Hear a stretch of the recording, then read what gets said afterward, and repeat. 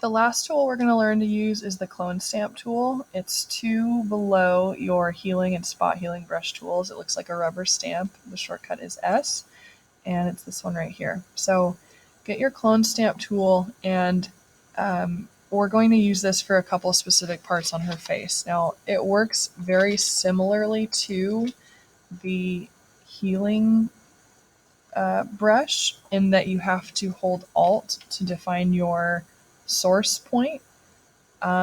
So when you hold Alt, you'll see these crosshairs appear, and that's where you'll tell it what part of the image you want to clone from. And then when you let go and start dragging, you'll tell it where you want to clone those pixels to.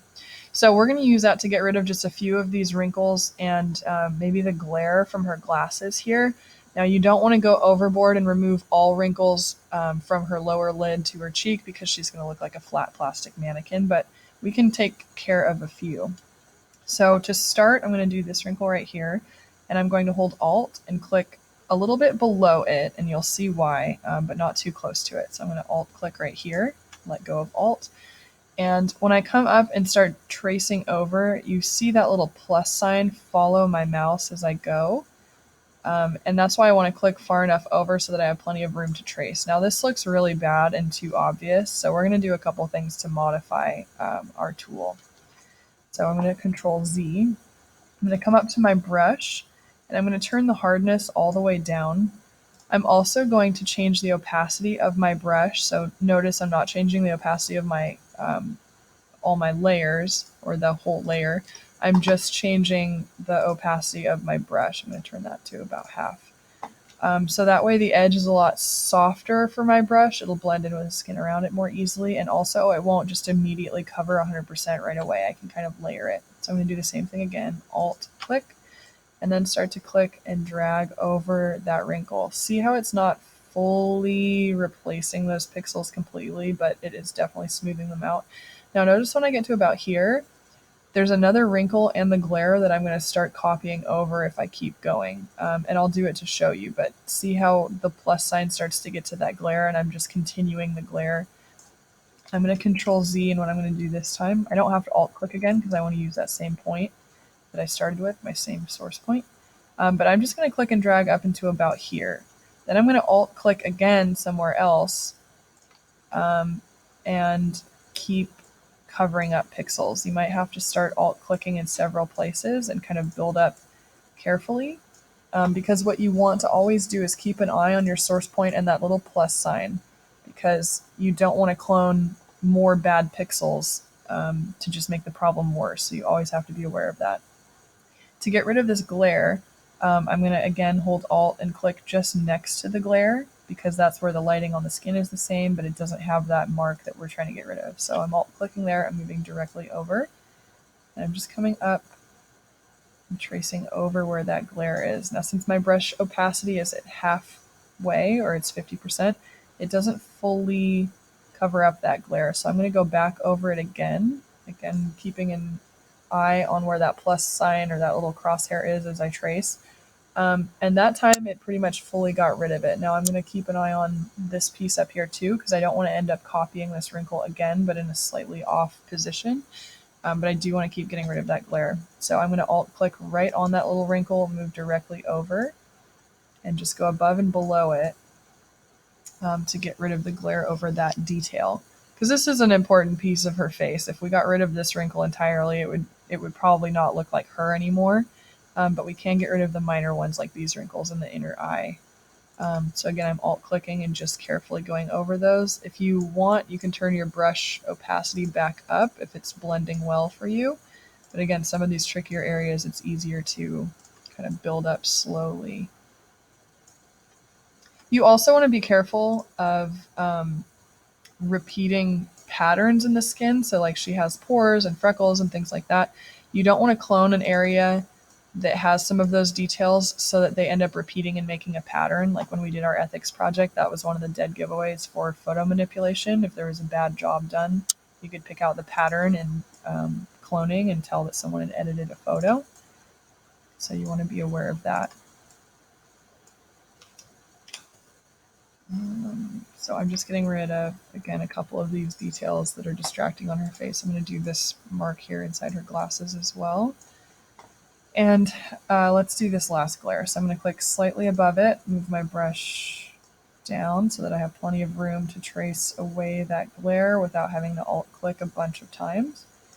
And that's a pretty good job, but again, it was only at 50% opacity on my brush, so I'm going to kind of come and alt click again in different places to make sure that I've gotten all of that glare.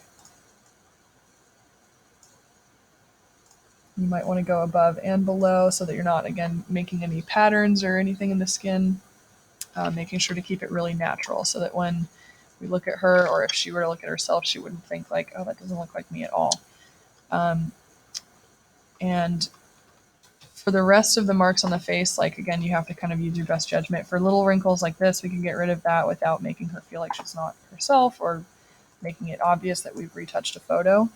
And you can experiment with what tool is the best fit for the job. So whether you want to do some level of Photoshop automating the process with the spot healing brush tool, or if you'd like to have a little bit more control, or it's in a trickier area where you need to make sure that you're telling Photoshop exactly what to copy, using the healing and clone stamp tools.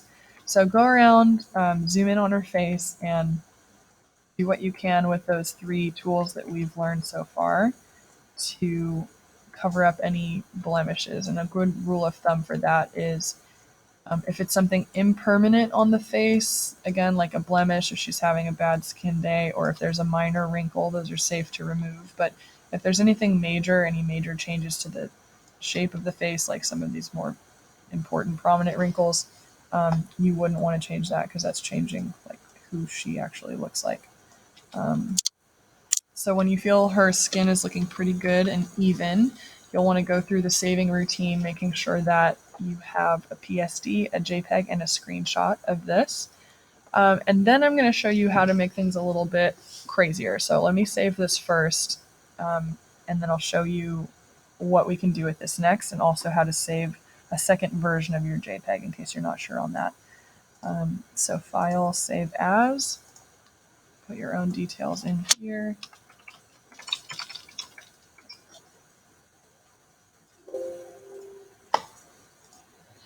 And save your JPEG. And this is something to keep an eye on. So my regular JPEG, you can either call, last name, first initial, underscore retouch, or you can add something more obvious like normal to the end of it, because this is the one where we tried to do a good job on her skin. She looks normal, just like the best version of herself, and we haven't gone too crazy with it.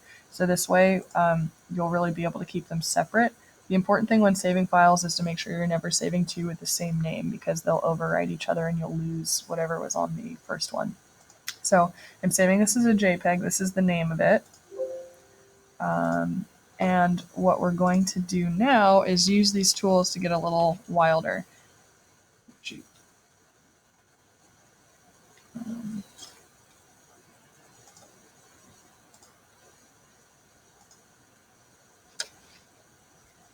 All right, delete all this.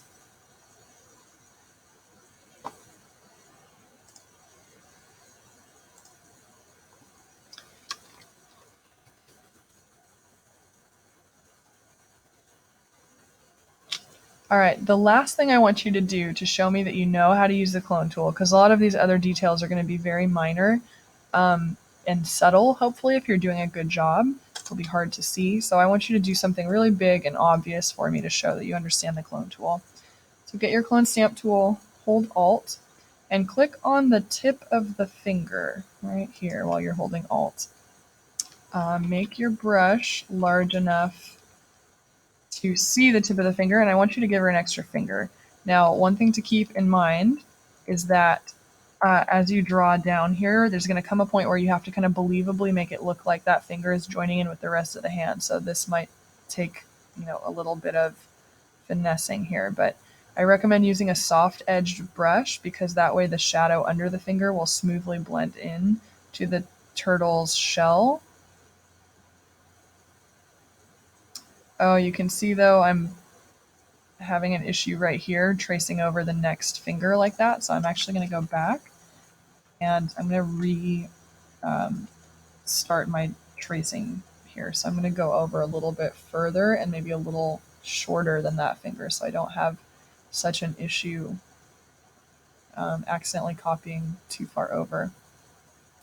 So like I said, the soft edge brush will make the shadow look more realistic, but feel free to stop and resize your brush or change the properties of your brush as you go, because you can see the edge of this finger was getting a little dark.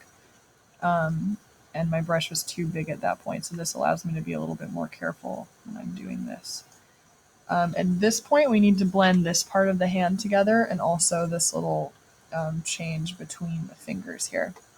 So if you want, you can experiment with grabbing this piece between these two fingers and kind of using that to fake, a seam between these ones to make it look realistic. I think I went a little too far with that, so I'm gonna be careful as I start over here and not go too far because we want to keep the color of this finger as it is, and maybe blend across the knuckle here a little bit more. So I'm going to grab the color of skin that looks like it should fit there, maybe like this piece, and just blend over that so it's not as obvious. What I'm also going to do is make my brush much smaller and grab a piece of skin that I can use to kind of cover in that little shadow there. Something that again looks like it would blend in with where that is on the hand. Oh, and you can see there's a line being cloned there because my source point was too close to the edge of the photo and there's just no more pixels to clone, so always be aware of that too. I always forget. Let's see how this does. Again, this would be a good time too when you're trying to really convince somebody of something outlandish like this to turn your opacity down so that again you can just kind of softly layer things so that you're not making any harsh changes from one color or one texture to another. The last thing I noticed is in between these fingers, again, I still got a little bit of like a ghost of that other finger that I was tracing because of the big, wide, soft edge of my brush. So I'm going to turn my brush hardness up a little bit and just kind of go over some of this tortoise's shell. So I'm going to pick up from different spots on the shell. Oh, that's too bright. So I'm just trying to grab pieces of the shell that are a normal color, a little bit dark, to go over some of this that I don't want. Also, here's a part of the shell that is darker that would work for this too. So a big part of this is just looking around at what's available in your image and taking your time and kind of slowly doing what you need to blend these different pieces and make something look as realistic as possible.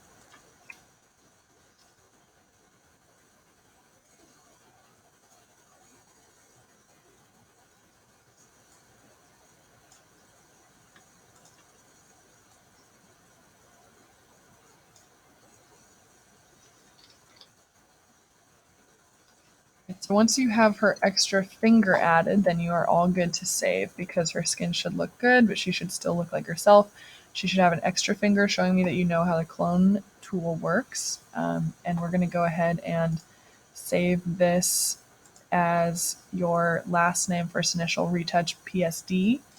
You're also going to do a save as, and whether when you're saving your first JPEG, you just want to call it, regular retouch, or if you want to add something to the end of it like normal, because the next version that we're going to do is going to be a little bit wild, so it might help you to distinguish them, but you don't need to add normal. You will need to add something to the next JPEG that we save though, and I'll show you why.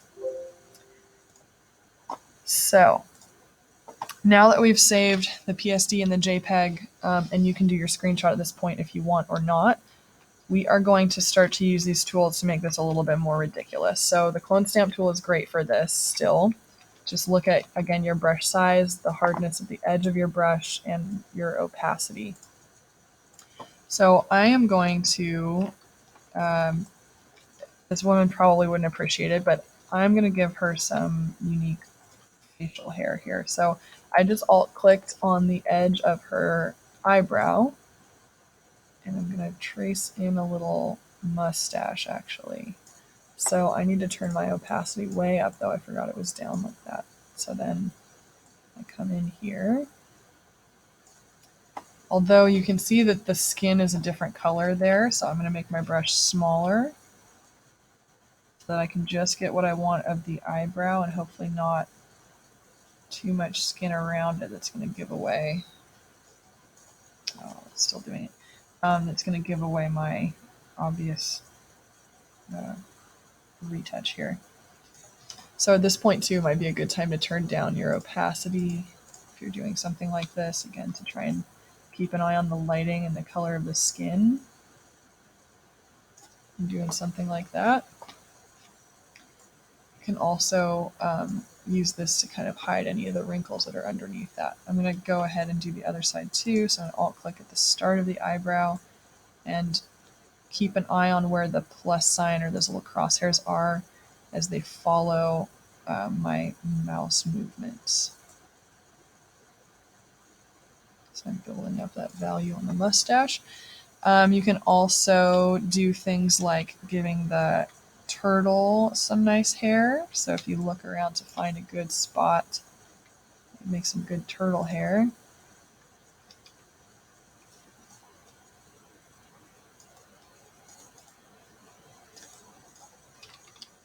Turn my opacity up here again.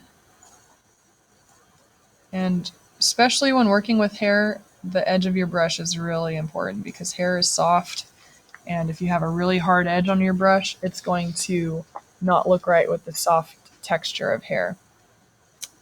You can go further and as far as you like, really, and mess around with some other things. I'm going to try giving her a really good name or beard, if I can find the right spot on her hair.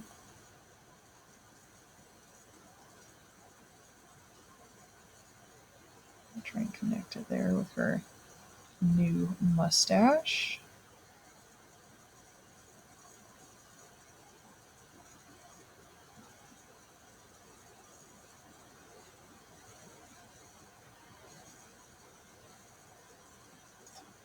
And some things that I'm looking for are like the edge of the hair, the highlights, and the flow and the direction of the hair. You would probably not do this for like a realistic, trying to, I guess, publish this in a source that you're trying to convince anybody that it's real, but for fun and, messing around in Photoshop, all bets are off. You can do whatever you want. So I'm continuing to look for like good edges to the hair where I could kind of have it look like it's coming to a natural point flowing around her face here.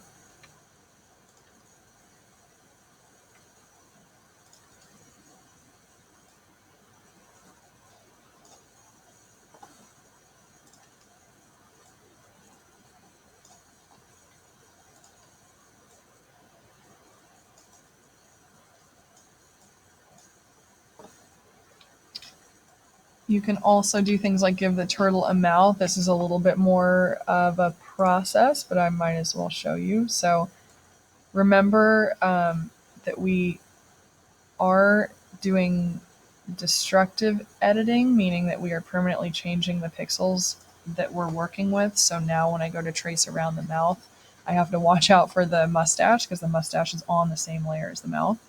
But when I want to add things like a mouth to the turtle, I do still want to follow kind of my best practices of making a new layer and using a mask because you never know if you'll need more or less of the mouth later. So what I just did is use the lasso tool to drag around the mouth. I made a new copy of the retouch layer. So like if I turn everything off, you can see that's my new copy of it, but I used a layer mask to hide everything except the mouth. And now I can bring this over and try to get it to fit on the turtle, but his head is pointing the opposite direction. So now I have to worry about getting it to look like it's believably pointing the same direction as the turtle's face. To do that, I'm going to go to Edit, Transform, Flip Horizontal, and that will flip the whole image with the mouth on it horizontally. And I'm going to Control T, except it's not going to show up right around the mouth. It's going to show up around the whole image because, again, we're using a mask. because in a little bit I'll want to hide parts of the mouth that ended up inside my selection there. I'm actually going to flip this vertically as well. I think it'll fit the turtle's face better, so I'm going to go back to Edit Transform and flip vertical. I'm going to match it up right there. I'm really looking for like the corners of his mouth to match up. I'm going to hit enter when I'm done transforming. I'm going to get my paintbrush tool with black, and that's when I'm going to go in and hide the human skin around the mouth to try and make this look like it's moving in a little bit more with the turtle, but I'm going to maybe do a softer edge brush. So it looks like it's changing more gradually into the tortoise's skin.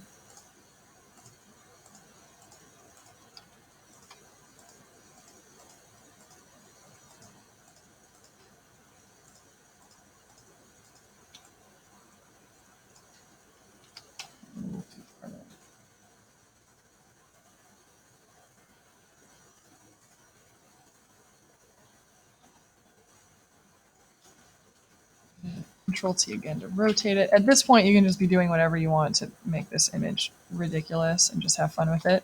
But do use it as an opportunity to practice some of the tools that we've learned. And that's why I wanted to show you how to save different versions of your JPEG. So as long as you have the Photoshop document saved, you will have all your layers here. But remember, we are destructively editing this. So once you've edited over top of her face, you can't go back. So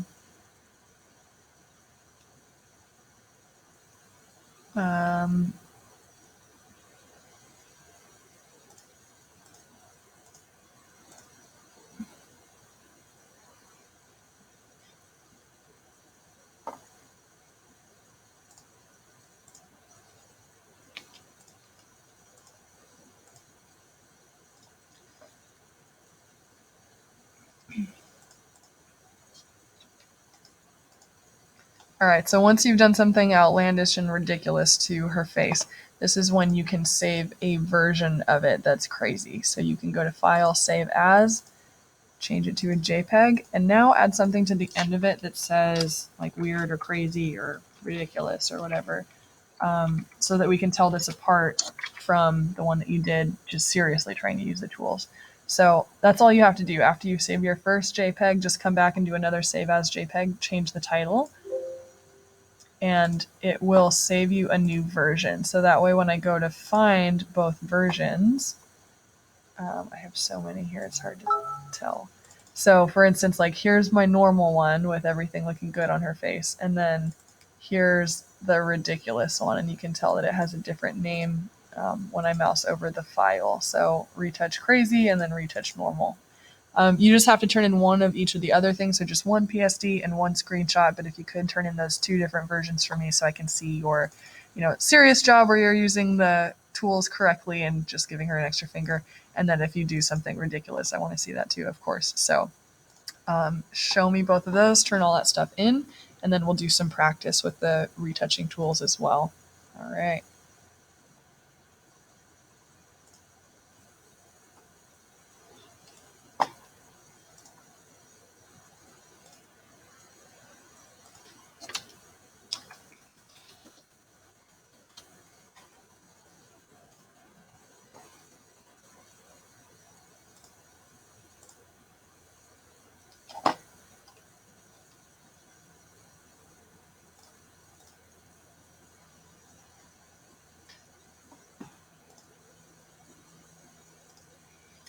All right, so at this point, before we go any further, we have our, oh wait.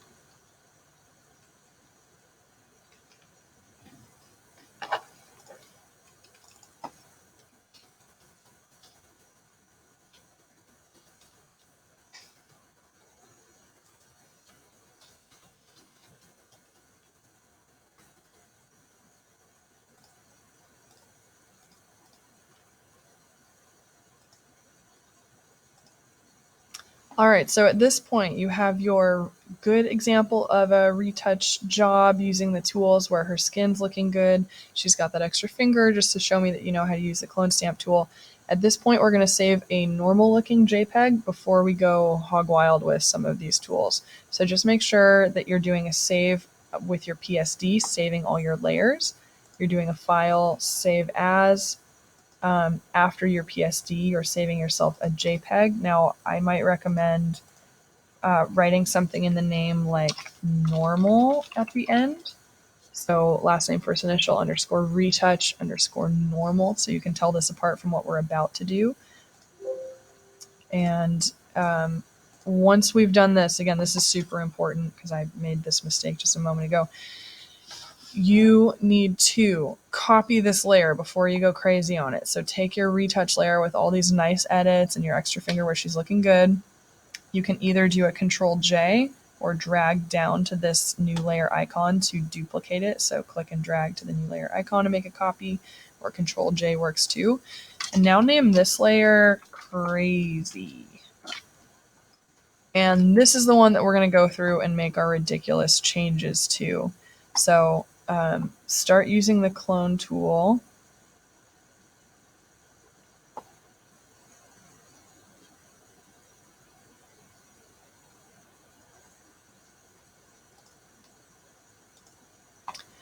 This is where you can get results like, let me open the one I just.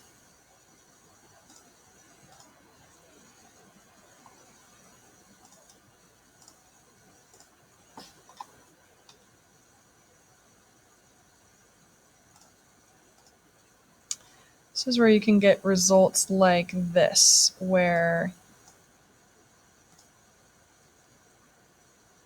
you have added hair to the turtle, a mouth, a beard to her. She's got her extra finger down there, but you can do all kinds of craziness to her. So I want to see what you can come up with, but do make sure that you are saving all your files properly and giving yourself that extra layer to go wild on, so that you're not messing with your good layer with all that hard work you put into. Because once you start changing the pixels on your good version of the retouch layer, that whole layer is beyond saving. So make sure you have a separate layer for all your crazy edits.